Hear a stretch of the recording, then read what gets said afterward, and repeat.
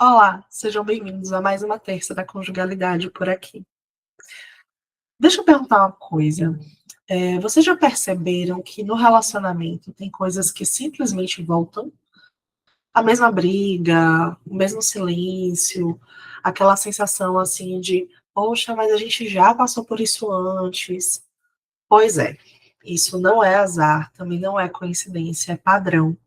E hoje eu quero conversar com você sobre esses ciclos que a gente nem vê, mas que vão guiando o casal como se fosse um piloto automático emocional ali. Quando duas pessoas se relacionam, não são só elas duas ali. Vem a família junto, vem a história junto, vem o jeito de amar, de brigar, de pedir ajuda, de se defender. Cada um chega com a sua mala. Algumas bem arrumadinhas, organizadas, outras é melhor a gente nem abrir. E quando essas duas histórias elas se misturam, nasce o nós. E esse nós, ele tem regras que não são ditas, tem costumes, tem manias, né, tem heranças familiares, emocionais, e é justamente aí que os padrões eles começam a aparecer. E o que é padrão? Padrão é aquele comportamento que acontece antes mesmo de você pensar. Ele é automático, e é a forma que você aprendeu lá atrás a sobreviver emocionalmente a algum contexto. E o curioso é que esses padrões, eles não vêm de maldade, né? Eles vêm de necessidade. Só que o que funcionou lá na sua infância, às vezes não funciona no seu relacionamento adulto. E é justamente nesse momento que nasce o conflito. Repara se você não conhece algum desses aqui que eu vou falar. Um quer conversar, o outro se fecha. Aí o que quer conversar insiste, quanto mais ele insiste, mais o outro se fecha. Ou então, um pede mais presença e o outro escuta como uma cobrança. Ou então, aquela briga clássica que vocês começam falando de um prato na pia e 5 minutos depois já estão discutindo abandono emocional de 3 anos atrás ou uma situação que aparentemente não tem nada a ver com aquilo que era o motivo original da briga. Tem também aquele casal que faz sempre a mesma coreografia ali.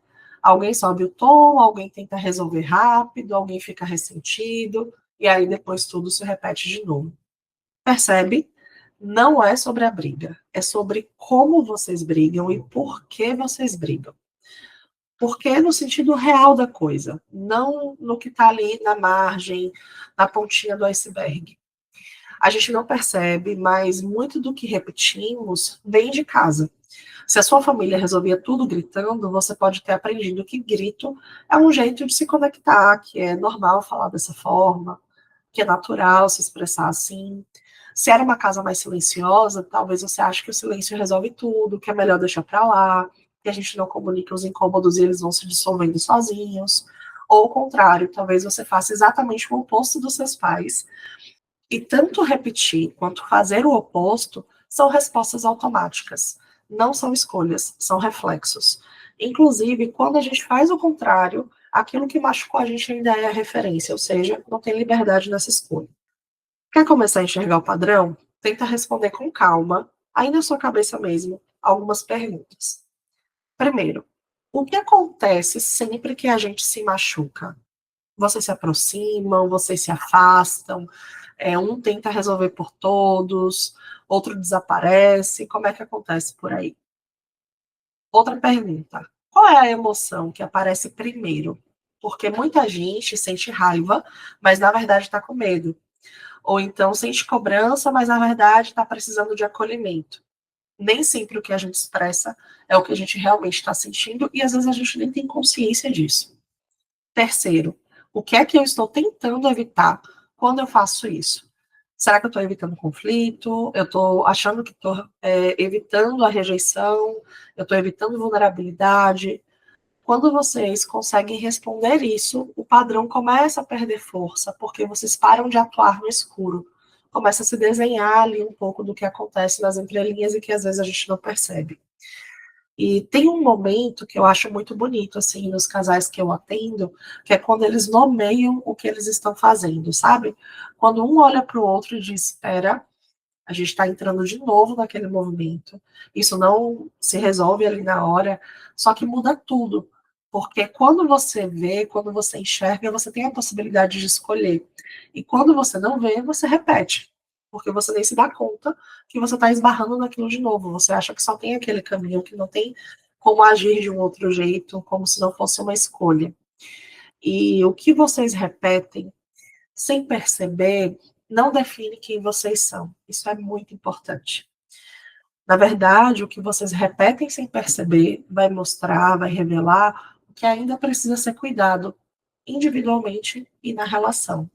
Aqui falando, né, também com quem é psicóloga, com quem é psicólogo, a gente sabe que isso atravessa a clínica. As repetições, as alianças invisíveis, os padrões, né, que o paciente vive lá fora, eles aparecem sentadinhos na nossa frente.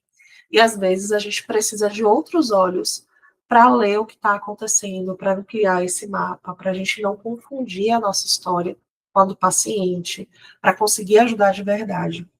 Esse é um dos motivos pelos quais eu abri o Cartografia dos Vínculos, que é um grupo de estudos para quem atende casais ou atende individualmente demandas relacionais, demandas conjugais na clínica.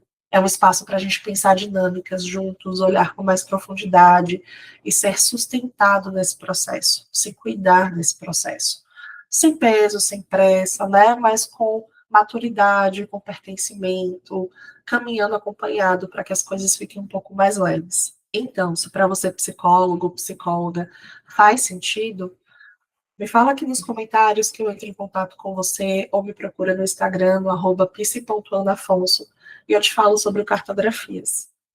Mas voltando ao casal, quando vocês conseguem enxergar o padrão, o relacionamento ganha espaço para respirar, para mudar, para ser escolhido, né? E não só para ir repetindo.